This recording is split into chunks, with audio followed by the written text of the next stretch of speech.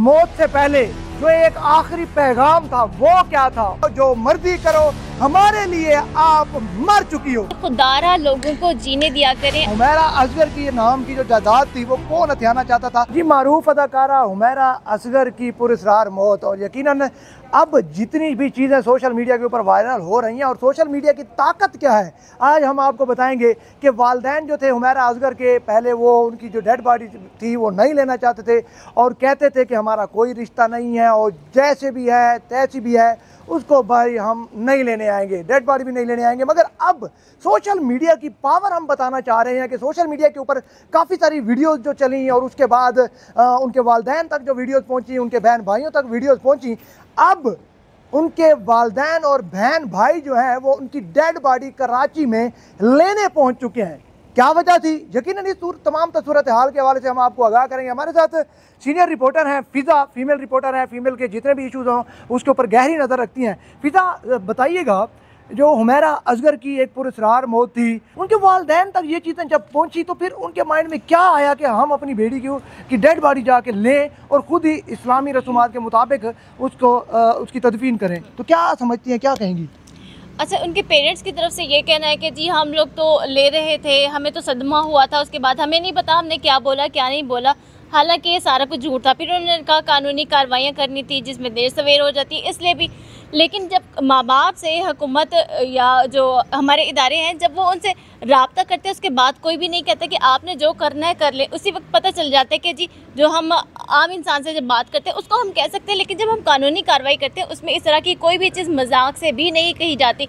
तो ये सिर्फ सोशल मीडिया की ताकत है कि सोशल मीडिया पे जब लोगों ने वायरल किया उनको एहसास दिलाया कि भाई वो भी इंसान थी, कोई पत्थर नहीं थी, गलतियाँ सबसे हो जाती हैं। अच्छा नाज़रीन, यहाँ मैं ये बताना चाहता हूँ कि आखिर उसकी मौत की वजह क्या बनी?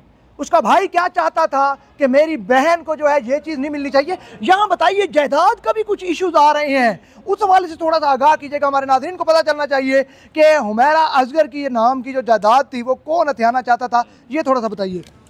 अच्छा, अगर इनकी फैमिली की बात करूँ, फैमिली बहुत अच्छी थी, पैसा सारा कुछ था। जब हुमैरा ने अपने हिस्से की बात की, जायदाद की बात की, उसके बाद उसके भाई को बहुत ही ज़्यादा बुरा लगा और उन्होंने अपना ताल्लुक ही तोड़ दिया। बाप ने भी ताल्लुक ख़त्म कर दिया, लेकिन माँ जो थी उसमें ममता बाकी थी। वो रोती थी कि मेरी बेटी आए मिले, लेकिन अब उसने रहना अपने शोहर और बेटे के साथ था, तो इस वजह से वो कहती थी कि नहीं मिलना नहीं जाना, और उन्होंने ऑन करने से इनकार कर दिया। और उसी वजह से ही फिर लड़की जो नशे में लग गई और फिर जो गैदरिंग थी वो इस तरह की थी कि उन्होंने मिसयूज़ किया। उसके ज़रिए पार्टी में ले जाना, क्लब्स में ले जाना, वहाँ जब फैमिली से दूर होती है तो फिर बहुत सारे जो दरिंदे होते हैं ना वो उसको काबू में कर लेते हैं और फिर कोई रास्ता नहीं बचता, फिर ऐसे ही मौत बाकी होती है। अच्छा, बिल्कुल। यहाँ पे नाज़रीन एक और बात बताना चाहेंगे कि हुमैरा असगर का मौत से पहले जो एक आखिरी पैगाम था वो क्या था? बिल्कुल फ़िज़ा, बिल्कुल इस हवाले से भी बताइएगा। जो आखिरी पैगाम, जो मैसेज टाइप करके दिया गया था, हुमैरा असगर ने खुद ही टाइप किया,